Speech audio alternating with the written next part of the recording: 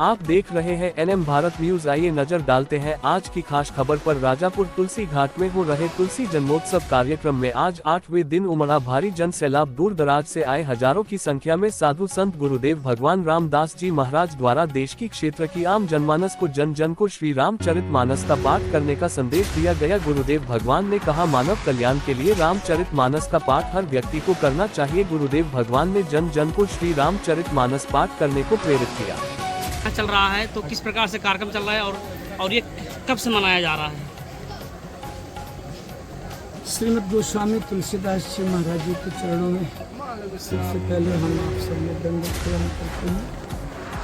गोस्वामी तुलसीदास जी महाराज जी यही श्री यमुना जी की कृपा में गोदी में अपनी ही जन्म तिथि में श्री संवत 1554 में शनिवार के दिन संध्या के समय संपूर्ण जगत को पवित्र करने के लिए जन्म लिए, अवतार लिए, जो हम सबको बन सके हम लोग अपने जीवन में उतारें। तब से उनके संपूर्ण जीवन चरित्र को जैसा कि सब विदित हैं, सारे ग्रंथों में है, भगवान कृपा से उन्होंने रामचरितमानस को एकदम से हमारी संजीवनी के रूप में, हमारे जीवन प्राण के रूप में सारे विश्व जगत को दिया। यहाँ तक कि केवल जगत की त्रिभुवन मनुष्य नहीं, देवताओं को भी हमारे गोस्वामी जी ने लीड किया अपनी तपस्या, अपने मन से। और अब ये जयंती अभी जो अच्छा इसका दिव्य स्वरूप दिख रहा है, इसके पहले से यहाँ के पुजारी परिवार, यहाँ के ग्रामवासी, आने वाले भक्तजन, दर्शकजन जिससे इतना बन पड़ता था करते थे, बहुत सामान्य रूप में करते थे। और भगवत कृपा कब किस जीव को स्वीकार करें कुछ कहा नहीं जाता। हमारी छोटी सी कुटिया श्री राम वृंदावन में है, तो हम वहीं तुलसी जयंती मनाते थे हर साल।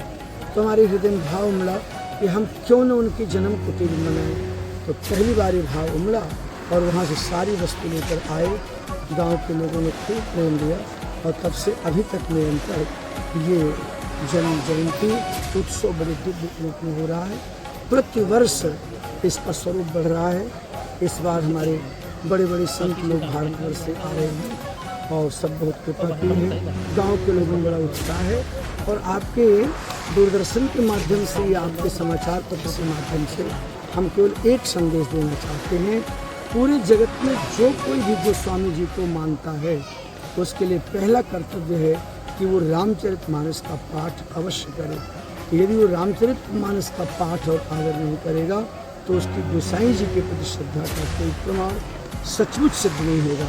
और आप लोग भी जहाँ तक बन सके गोसाई जी के भक्त बने, यही हमारी प्रार्थना है। महाराज जी, एक मैं आपका शिष्य हूँ, मेरा क्षमता नहीं कि मैं आपसे कुछ पूछ सकूँ। क्षेत्रवासियों को, जनपद वासियों को महाराज जी क्या संदेश है आपका तुलसी जयंती के माध्यम से? गोसाई तुलसीदास जी अपने बचपन से लेकर आज तक कितना दुख उठाए, लेकिन कभी भी उन्होंने किसी से बदले और प्रतिकार की भावना नहीं किया। सारे समाज ने उनको जी भर को पीड़ा दिया, लेकिन उन्होंने समाज को सुख देने के लिए मानस जी की निधि दी। हमको भी कभी भी अपने सुख दुख का, अपमान का बदला नहीं चुकाना चाहिए, नमन रखना चाहिए, केवल सबके सुख की कामना करनी चाहिए। और गोसाई तुलसीदास जी ने तो मानस में स्पष्ट और साफ भावमय और सुंदर भक्ति में बता दिया है कि मनुष्य का जन्म केवल भक्ति के लिए हुआ है, अन्यथा उसका जीवन केवल निरर्थक है।